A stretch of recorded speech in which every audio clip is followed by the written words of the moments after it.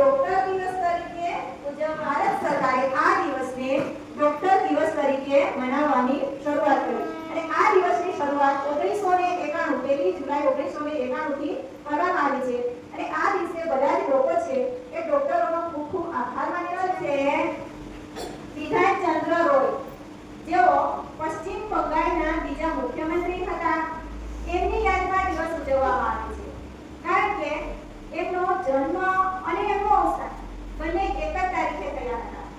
તેઓ શ્રેષ્ઠ ડોક્ટર તો હતા પણ સાથે સાથે રાજકારણી હતા, સ્વાતંત્ર્ય સેનાની હતા, શિક્ષણવિદ હતા અને ચિકિત્સક તો હતા. એમનો જન્મ 1862 માં થયો હતો, 1 જુલાઈ 18